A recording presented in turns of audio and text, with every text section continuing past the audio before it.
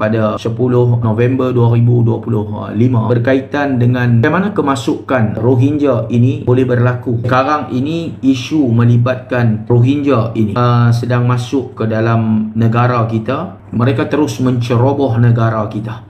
Walaupun kita ada isu untuk kita nak bincangkan berkaitan dengan CEO JISBH yang telah dibebaskan, dan sebelum ini isu melibatkan JISBH ini telah mendapat prihatin daripada ahli Parlimen Bukit Mendera YB Sherlina Rashid, dan YB itu juga sebenarnya membahan kita di sebelah dalam Parlimen, tetapi kerana masa tidak berkesempatan, kita mungkin akan bercakap tentang isu Rohingya ni. Juga isu berkaitan dengan pegawai kanan DBKL yang mengaku yang dituduh rasuah, terima rasuah RM50,000. Ini semua adalah isu-isu semasa berkaitan dengan kehidupan seharian rakyat Malaysia dan juga ada kaitan dengan kita di lantai NGO. Tapi saya pilih pada petang Isnin ini sebelum maghrib kita nak bercakap tentang isu melibatkan etnik Rohingya. Bagaimana mereka ini terus menceroboh dalam negara kita. Yang paling heran ya tuan-tuan, mereka terus menggunakan tongkang-tongkang, bot-bot kayu, boleh melepasi sempadan perairan antarabangsa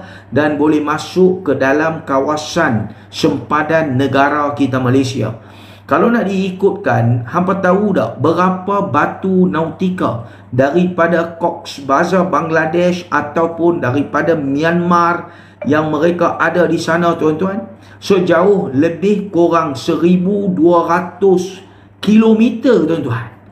Ini punya jauh tuan-tuan. Ini bukan dekat, ini cukup jauh, tetapi garisan lurus antara negara mereka terus sahaja menuju ke perairan antarabangsa dan melepasi perairan antarabangsa terus menceroboh ke dalam negara kita Malaysia. Ini semua tuan-tuan adalah satu sindiket antarabangsa memperdagangkan manusia. Ini bukan kerja mudah, ini kerja yang telah disusun, yang telah dirancang oleh kartel-kartel perdagangan manusia. Mereka ini dibawa masuk. Memang tujuan mereka ini untuk datang masuk ke dalam negara kita Malaysia. Mereka bukan terbabas. Mereka bukan salah laluan. Mereka bukan terdampar di perairan Malaysia. Tetapi sebenarnya ini adalah satu modus operandi, agenda bagaimana mereka ini diatur, disusun oleh kartel-kartel untuk membawa mereka ini masuk ke dalam negara kita. Kenapa ini boleh berlaku? Sebab tuan-tuan, apabila mereka dapat masuk ke dalam negara kita, dapat menceroboh ke dalam negara kita, mereka ditangkap ataupun terlepas, mereka akan terus mendapat perlindungan, mereka akan diberikan kad UNHCR dan mereka boleh bebas dalam negara kita tuan-tuan. Ini sindiket, ini perdagangan manusia, ini aktiviti jual manusia tuan-tuan. Kalau negara kita ini tidak kawal, tidak halang, bermakna kita akan menghadapi satu masa ketikanya lambakan etnik Rohingya ini, penceroboh ini akan mencecah 1 juta etnik ini tuan-tuan. Sebab negara Bangladesh dah declare mereka tidak lagi mampu untuk menanggung jumlah bilangan etnik Rohingya ini. Telah ada 1.3 juta pelarian Rohingya di Cox's Bazar. Mereka hidup berkeluarga, ada suami, ada isteri, mereka hidup tuan-tuan, dan berlaku perkahwinan di kalangan mereka. Hasil perkahwinan ini mereka melahirkan anak setiap tahun tuan-tuan. Cuba bayangkan, beratus-ratus ribu pelarian-pelarian ini ada, berkahwin, lahirkan anak. Bagaimana mereka akan berkembang tuan-tuan? Sehinggalah kerajaan Bangladesh ini declare dia tak mampu tampung lagi 1 juta lebih tuan-tuan. Dan sekarang ini menjadi destinasi utama pelarian-pelarian etnik Rohingya ini adalah ke Malaysia. Kononnya atas faktor negara ini negara Muslim. Ramai orang-orang Islam negara ini boleh membantu mereka sebab saudara Muslim, dan mereka terus menceroboh negara kita, tuan-tuan. Mereka bukan datang untuk tumpang sementara, bukan duduk sebagai transit untuk dihantar ke negara ketiga, tetapi mereka jadikan Malaysia ini sebagai tempat singgahan dan terus kekal berada dalam negara kita sampai tidak ada masa, tuan-tuan. Tak ada limit masa.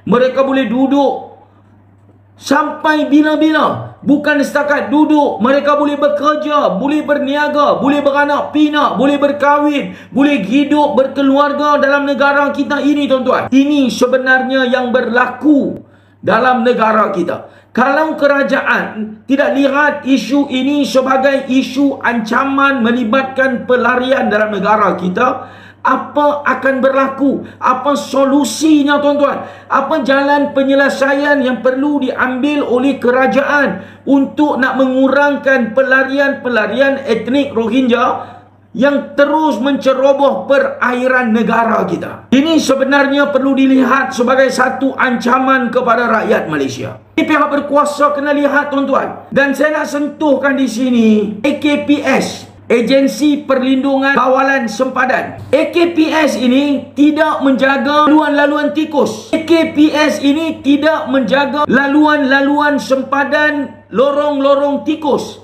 AKPS ini hanya menjaga pintu masuk negara yang sah sahaja. Bermakna apabila pencerobohan ini berlaku, bukan di bawah AKPS, tetapi di bawah Agensi Penguatkuasaan, di bawah Angkatan Tentera Malaysia, ini di bawah Marine, ini di bawah TLDM, ini di bawah agensi-agensi penguatkuasaan, tuan-tuan, yang menjaga sempadan negara. Dan kita pada dahulu lagi, kita selalu tanya kepada kerajaan, kita selalu tanya kepada agensi penguatkuasaan sempadan ini, bagaimana mereka boleh ceroboh masuk dalam perairan kita? Kenapa mereka ini dibiarkan masuk di dalam perairan kita? Selepas itu ditahan, ditangkap, dibawa ke pantai. Kenapa dibiarkan mereka ini masuk ke dalam sempadan? Sepatutnya perlu halang di perairan antarabangsa. Kalau semua dibiarkan masuk menceroboh sempadan negara, apa nak jadi, tuan-tuan? Apa nak jadi dengan negara kita ini? Kita biarkan negara kita terus diceroboh dan kita tidak boleh hantar mereka ini pulang. Kita tak boleh hantar pelarian-pelarian ini pulang selepas mereka menceroboh negara kita. Ini kelemahan yang ada, tuan-tuan. Sebab apa kita tidak boleh hantar pelarian ini pulang ke negara mereka? Sebab negara kita walaupun tidak ada sebarang ratifikasi dengan PBB, walaupun negara kita tidak ada sebarang ratifikasi dengan PBB, tidak tanda tangani perjanjian 1951 dan juga 1967 melibatkan pelarian dan juga protokol pelarian. Kita tidak ada perjanjian. Etnik-etnik ini menceroboh negara kita dengan pelbagai alasan yang diberikan. Mereka terus menceroboh dan terus menceroboh negara kita.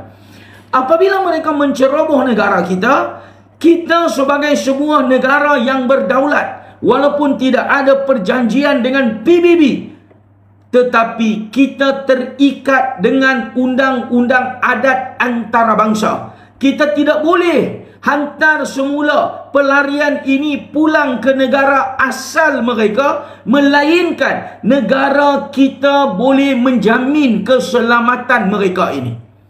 Sebab itu Malaysia tak boleh hantar semula, tuan-tuan. Sebab itu kita terus menerima mereka ini. Penceroboh-penceroboh ini terus masuk dalam negara menggunakan tiket pelarian. Tuan-tuan, ini satu sindiket.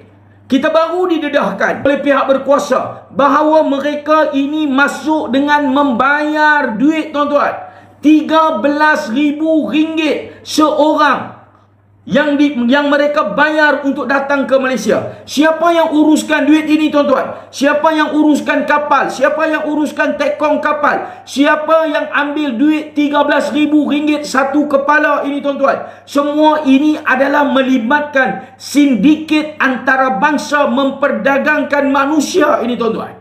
Walaupun mereka tahu mereka akan datang, mereka akan ditangkap, tetapi mereka terus datang. Sebab apa? Sebab apabila ditangkap pun, apabila mereka ini ditangkap pun, mereka hanya dituduh sebagai penceroboh sempadan negara. Mereka akan dibawa ke mahkamah, akan dihukum kerana menceroboh, masuk tanpa dokumen dalam negara kita. Mereka akan, jika disabitkan kesalahan, mereka akan dihantar ke penjara. Dan ketika mereka menjalani hukuman antara 8 ke 12 bulan, mereka akan dirujuk kepada UNHCR. Dan UNHCR ini akan datang ziarah mereka, akan soal siasat, ambil segala maklumat kepada Rohingya yang ditangkap, yang dituduh, yang dihukum dalam penjara.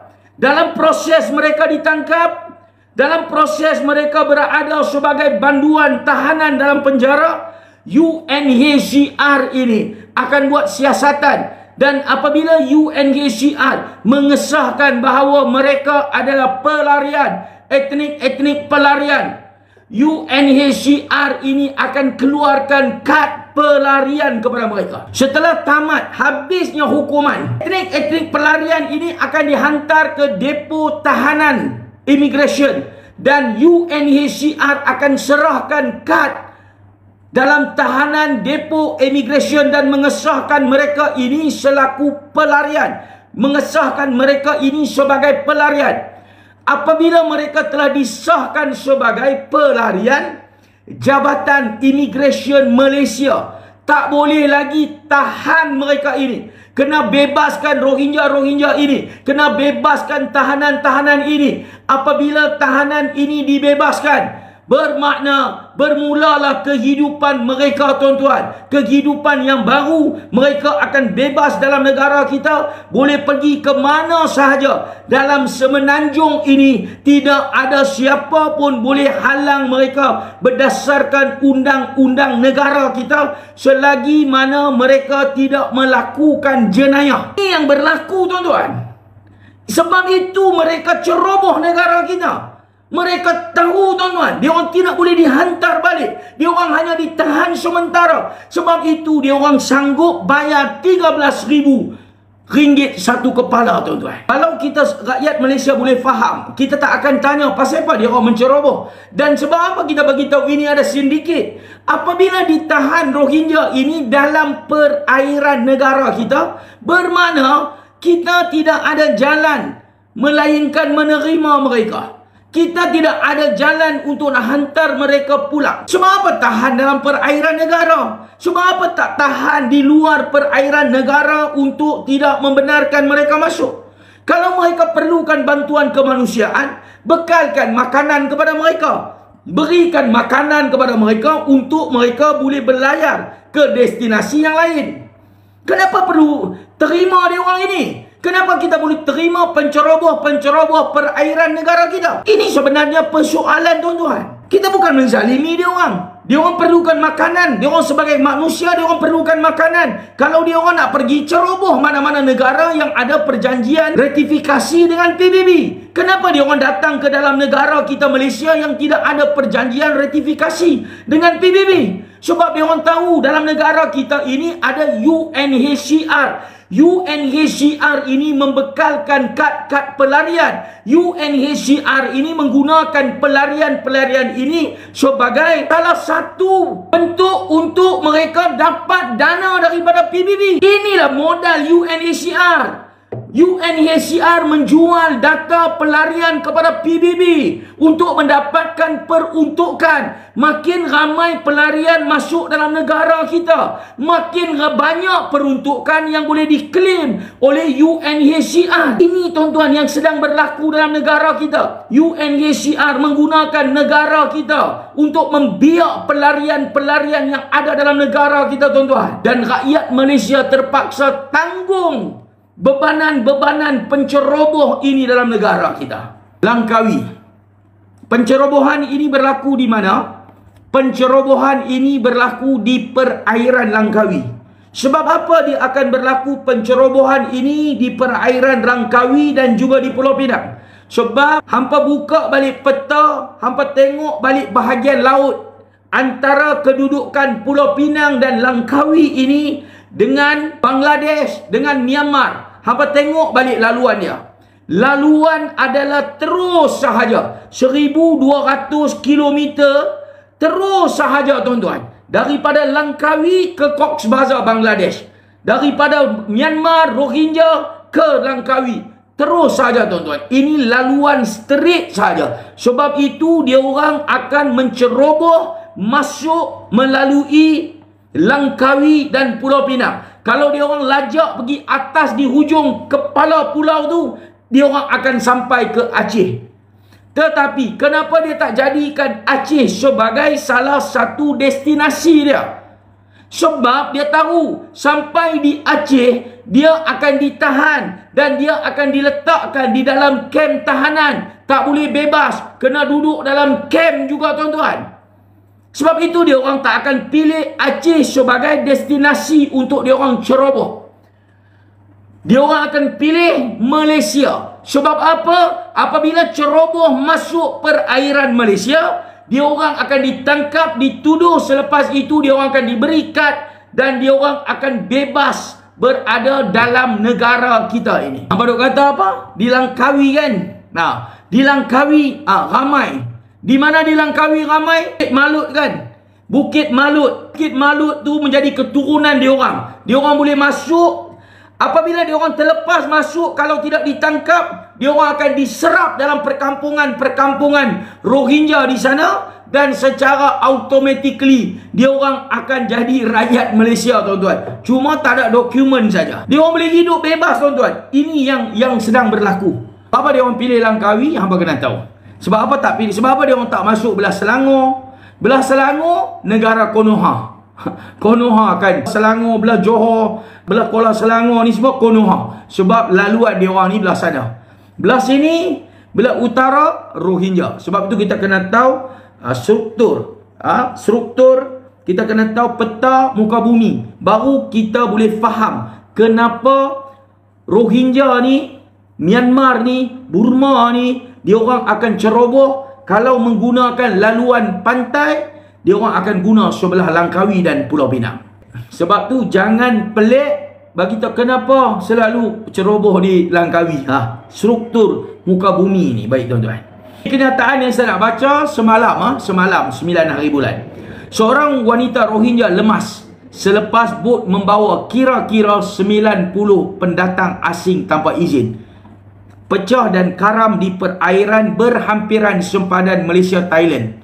Tuan-tuan, sebab apa dia orang ni tuan-tuan tak dikata pelarian? Kenapa tulisan akhbar tu terus tulis selepas membawa 90 pendatang asing tanpa izin?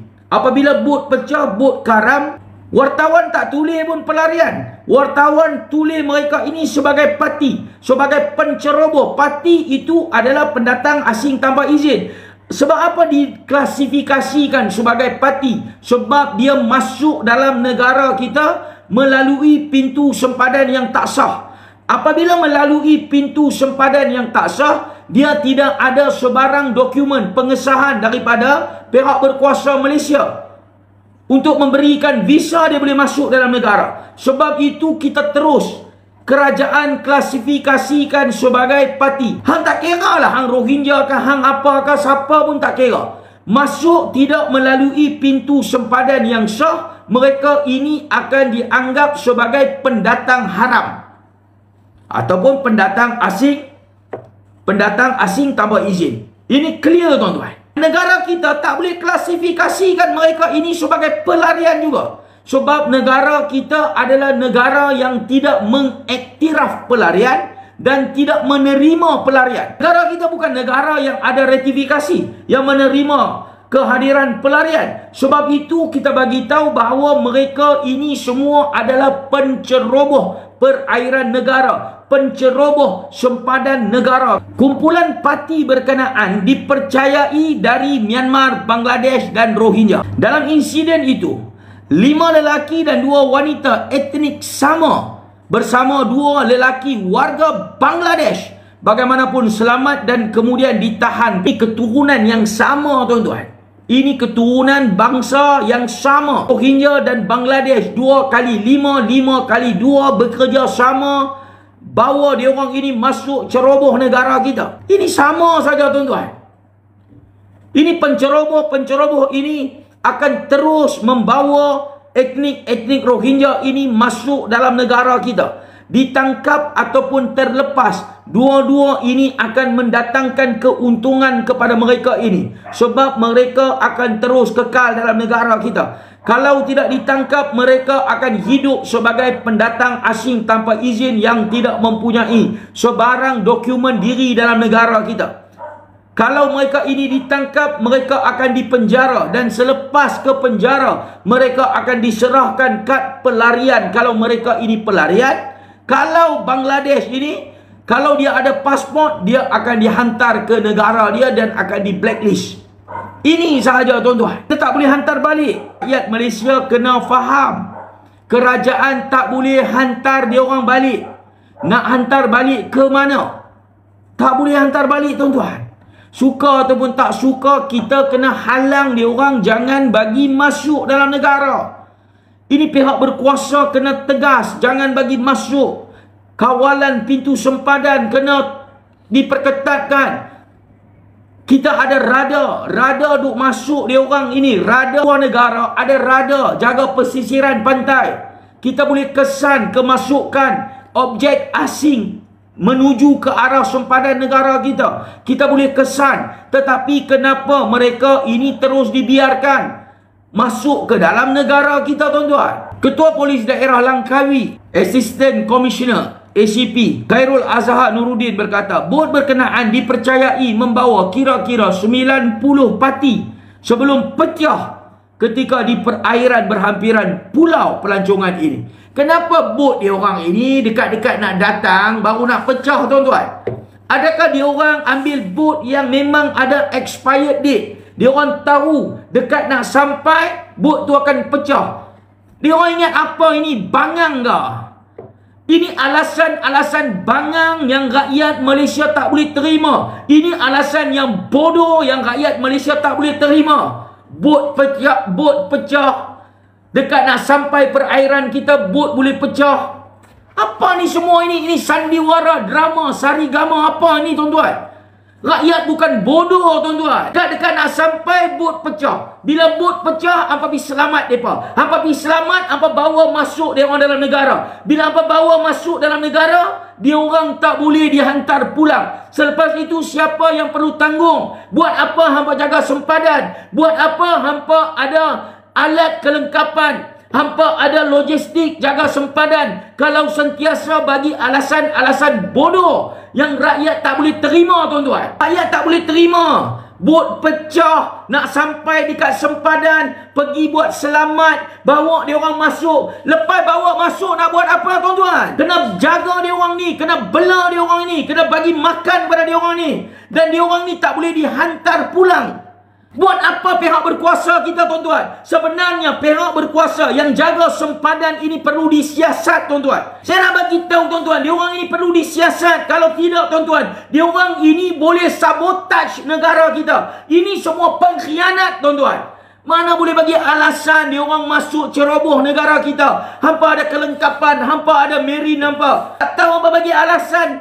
Dekat nak sampai sempadan, dekat nak sampai perairan, bot pecah. Dia tak pecah tengah laut pun, tuan-tuan. Setakat ini 9 individu berjaya diselamatkan, terdiri 5 lelaki dan 2 wanita Rohingya. Ini kenyataan semalam, tuan-tuan, 9 November. Saya tak baca kenyataan hari ini, 10 November.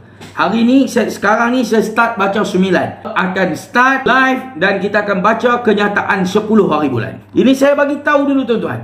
Ini modus operandi yang dia orang masuk dan kenyataan yang diberikan oleh pihak berkuasa pun kenyataan yang langsung tak boleh diterima oleh rakyat Malaysia. Hampa selalu tangkap di dalam perairan negara. Hampa tak pernah pun halang sebelum dia orang masuk dalam perairan negara. Kalau hampa gunakan alasan kemanusiaan, dia orang datang bagi makan saja, dia orang boleh pergi ke negara lain. Kenapa dia orang tak pergi ke negara lain? Kenapa dia orang datang ke negara kita? Dan datang ke negara kita pun tak ada solusi, tuan-tuan. Solusi tidak ada untuk hantar dia orang ke negara ketiga. Kalau tuan-tuan, kalau kita terima dia orang ini, memang dalam masa 3 tahun kerajaan memang boleh hantar dia orang ke negara ketiga. Rakyat tak akan bising, tuan-tuan. Ini rakyat tak akan bising sebab dia orang memang transit maksimum 3 tahun. Tetapi sekarang ini, tuan-tuan, maksimum ada hampir 50 tahun pun ada. Di Pulau Pinang kita pernah jumpa tahun 2019. Rohingya yang duduk di Pulau Pinang, kita jumpa tahun 2019. Dia telah tinggal dalam negara kita 43 tahun. Kan ada anak, tuan-tuan, ada cucu, ada cicit. 43 tahun 2019. Sekarang ini, tuan-tuan, 2025. Tambah lagi 6 tahun. Dah ada dekat 50 tahun, tuan-tuan. Dia orang ada dalam negara kita ini. Cuba hamba bayangkan, tuan-tuan, 50 tahun ada dalam negara kita ini. Ini bukan kemanusiaan, ini penjajahan. Ini penjajahan, pencerobohan masuk dalam negara kita. Susahkan negara, susahkan rakyat. Kalau 3 tahun betul lah kemanusiaan. Kita bantu berikan tempat sementara. Tetapi sekarang ini kita terpaksa berkongsi negara. Mana boleh kita kongsikan negara kita? Mangsa yang terselamat ditahan di beberapa lokasi berasingan, termasuk di Jeti Kilang Simen Teluk Ewa, Pulau Anak, Kelab Golf Teluk Datai, Tanjung Belua dan Jeti Telaga Harbour Park. Ini tempat-tempat dia orang ini ditahan. Menurut Ketua Polis Daerah Langkawi, 2 tangkapan pertama membabitkan lelaki Rohingya dilakukan di Jeti Kilang Simen Teluk Ewa pada jam 12.20 tengah hari pada 9 November 2025. Ia disusuli tangkapan 2 lagi lelaki etnik Rohingya dan seorang lelaki Bangladesh di Jeti Telaga Harbour Park sekitar jam 12.30 tengah hari 9 November 2025. Ini, tuan-tuan, ini dia orang kena tangkap. Hampa kena faham sebab apa dia orang kena tangkap. Dia orang kena tangkap bukan dia kira dia etnik Rohingya ke, dia Bangladesh ke, dia apa ke, tak, tuan-tuan. Dia orang kena tangkap disebabkan dia orang menceroboh perairan negara. Selepas ditangkap, barulah dia orang ini akan didokumentasikan. Agensi mana yang nak buat dokumentasi? Agensi yang akan buat dokumentasi adalah Jabatan Immigration Malaysia. PDRM. Sebab apa PDRM yang buat tangkapan? Sebab dia orang ini menceroboh sempadan. Dia orang ini adalah penceroboh. Sebab itu dia orang diklasifikasikan sebagai pendatang asing tanpa izin. Bila dah masuk, dia orang ni soal siasat akan berlaku dan dia orang akan cakap dia orang ini daripada Rohingya dan immigration akan dirujuk. Apabila Jabatan Immigration akan dirujuk, sebab Jabatan Immigration lah yang bertanggungjawab ke atas mana-mana warga asing yang masuk dalam negara kita. Jabatan Immigration yang bertanggungjawab. Sebab tu dia orang rujuk kepada Jabatan Immigration. Apabila rujuk Jabatan Immigration, siasatan berlaku dan dia orang akan cakap dia orang ini Rohingya. Dan untuk nak mengesahkan dia orang ini Rohingya, Jabatan Immigration akan menghubungi pejabat UNHCR. Dan UNHCR lah akan datang buat interview dia orang ini. Kalau masa nak diambil oleh UNHCR ini lama, dia orang ini boleh dituduh dulu ke mahkamah sebab menceroboh negara. Last dia, tuan-tuan, Diorang akan diberikan kad UNHCR dan diorang akan bebas dalam negara kita. Ini proses saya nak bagi tahu. Ini prosedur yang berlaku dalam negara kita. Sebab itu diorang sanggup menceroboh. Dan diorang tak akan dihantar balik, tuan-tuan. Diorang tahu diorang tak akan dihantar balik. Dan diorang tahu diorang kalau tak bernasib baik, diorang akan ditangkap. Ini diorang tahu, tuan-tuan. Dan diorang pun dimaklumkan, apabila ditangkap pun paling lama 12 bulan saja menceroboh sempadan negara 12 bulan. 1 tahun potong cuti dalam negara kita akan ditahan 8 bulan saja, tuan-tuan. Selepas 8 bulan, selepas habis hukuman mahkamah, diorang tak boleh dikekalkan di dalam penjara. Diorang terpaksa diserahkan ke Jabatan Immigration. Dan Jabatan Immigration pula akan tahan diorang ini di depo sehinggalah kad UNHCR dikeluarkan. Dan selepas itu Jabatan Immigration pun tak ada kuasa, kena bebaskan diorang ini, tuan-tuan. Ini yang berlaku dalam negara kita. Polis masih meneruskan siasatan dan berusaha mengesan 2 lagi bot yang dilaporkan turut membawa pendatang asing tanpa izin ke negara kita ini, tuan-tuan. Bermakna 3 bot, tuan-tuan. 3 bot diorang menceroboh masuk dalam negara kita. 3 bot, tuan-tuan. Ini bukan terbabas, terdampar, salah laluan. Bukan. Ini adalah satu modus operandi, perancangan dengan detail, teliti. Tak ada nak ranjau ke apa, tuan-tuan. Memang untuk diorang tuju ke negara kita. Sebab itu rakyat perlu menyokong kerajaan. Rakyat kena menjadi kepala, mata dan telinga kerajaan. Rakyat kena bekerjasama membenteras isu ini, tuan-tuan.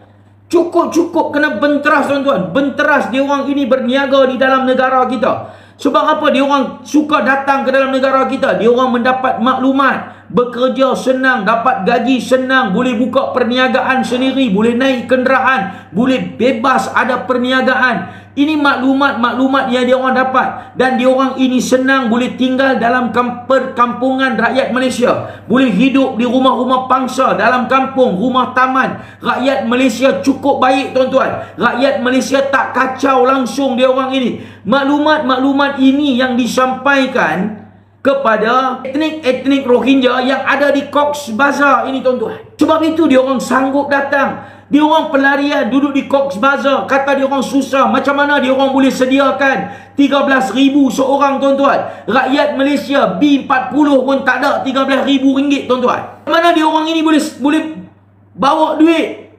Ini semua adalah modus operandi memperdagangkan manusia, tuan-tuan. Kes disiasat mengikut Seksyen 6(1) Akta Immigration 1959/63. Ini Akta Immigration sebab tidak ada dokumen. Sebab itu rujuk mereka ini kepada Akta Immigration. Operasi mencari dan menyelamat SAR sedang giat dijalankan dengan bantuan Agensi Penguatkuasaan Maritim Malaysia dan pasukan polis Marine untuk mengesan mangsa lain serta baki bot yang hilang. Cari-cari, jumpa-jumpa. Lepas cari, lepas jumpa, tahan. Lepas tahan, bagi kad UNHCR, berlambak lagi mereka dalam negara. Ketua Polis Kedah, Datuk Azli Abu Shah, dilaporkan berkata, bot berkenaan dipercayai sebahagian daripada kapal besar membawa kira-kira 300 orang sebelum dihantar sindiket ke 3 bot kecil sewaktu menghampiri sempadan negara. Bukankah ini sindiket? Saya bagi tahu, tuan-tuan. Ini adalah sindiket memperdagangkan manusia yang jadikan negara kita Malaysia ini sebagai destinasi untuk membawa penceroboh-penceroboh haram masuk dalam negara kita. Kita bukan pergi tangkap, kita pergi sambut. Kalau kita pergi tangkap pun, kita kena serahkan kepada UNHCR. Dan UNHCR akan berikan kepada mereka ini kad. Dan mereka bebas, tuan-tuan. Satu sindiket yang sedang berlaku dalam negara kita ini.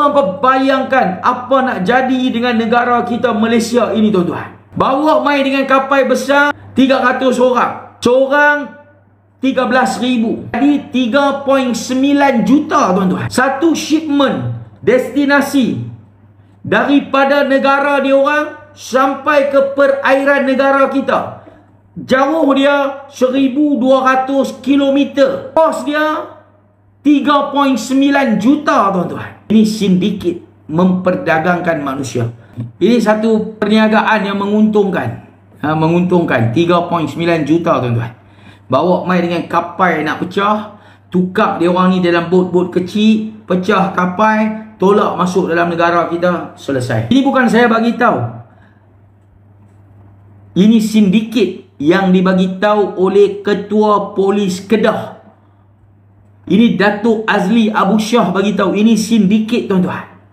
Bawa dengan kapal besar, pindah ke bot-bot kecil, hantar tolak masuk dalam sempadan negara kita, bot pecah. Apa mudah sangat dah kita nak diperbodohkan oleh etnik-etnik pelarian itu tuan. Ketika hampir tiba di sempadan, kumpulan itu dipecahkan oleh sindiket dan dipindahkan ke 3 bot kecil, masing-masing memuatkan lebih kurang 90 orang.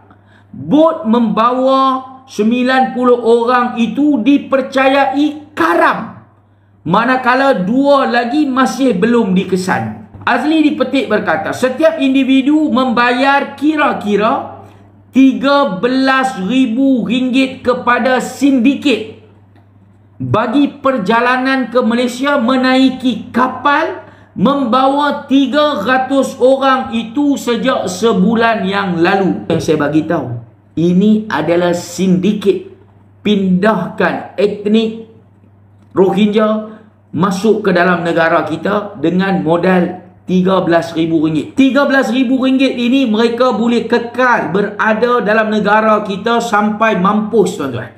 Mereka boleh duduk dalam negara kita, masuk dalam negara kita, boleh berkahwin, boleh bekerja, boleh berniaga, boleh beranak pinak. Selepas itu anak-anak mereka ini besar, anak-anak mereka ini pula boleh berkahwin dan anak-anak mereka ini akan declare bahawa mereka ini tuan-tuan adalah rakyat Malaysia. Dia orang sekarang ni, dia orang pun akan beritahu, kami juga rakyat Malaysia. Kami juga yang membangunkan Malaysia. Kami juga sebagai rakyat yang membangunkan negara ini. Lama kelamaan dia orang akan tuntut untuk dia orang berada dalam negara kita tuan-tuan. Macam mana dia orang tuntut Selayang dulu, macam tu dia orang akan tuntut untuk dia orang boleh kekal dalam negara kita. Mustahil negara kita boleh hantar dia orang ini beratus-ratus ribu orang ini ke negara yang ada ratifikasi dengan PBB. Tak akan berlaku, mustahil akan berlaku tuan-tuan. Kalau kerajaan tak halang sekarang ini, makin hari makin ada lambakan pelarian-pelarian ini akan terus menceroboh dalam negara kita. Sebab apa? Sebab Bangladesh dah tak boleh tampung kebanjiran Rohingya yang ada 1.3 juta dalam negara mereka. Bangladesh ada populasi 170 juta manusia tuan-tuan. Negara yang padat, yang besar pun tak boleh terima dia orang ni. Malaysia hanya ada 32 juta sahaja tuan-tuan. Kita akan mampus dengan kebanjiran pendatang-pendatang penceroboh ini tuan-tuan. Dekat ni tuan-tuan, apa kena tahu, dia orang ini adalah sindiket yang masuk melalui perairan Pulau Langkawi, ceroboh masuk ke dalam negara kita, membayar sindiket untuk mereka boleh terus kekal dalam negara kita. Ini tuan-tuan, hampa kena maklum. Okey? Dekat ni hampa jelas ataupun tak jelas. Apa motif dia orang masuk, sebab apa dia orang masuk, macam mana boleh masuk, apa yang dia orang akan dapat, kenapa dia orang sanggup bayar kepada sindiket. Ini motif hampa kena jelas tuan-tuan. Dan kenapa dia orang memilih perairan sebelah utara, ini semua hampa kena jelas, kena faham sebagai rakyat Malaysia. Dan dia orang ini sebenarnya adalah penceroboh, datang ke dalam negara Malaysia untuk terus berada dalam negara Malaysia dan akan kekal dalam negara kita. Dan akhirnya anak-anak mereka ini tuan-tuan akan tuntut untuk terus berada dalam negara kita, akan tuntut kerajaan Malaysia perlu berikan penempatan kepada mereka.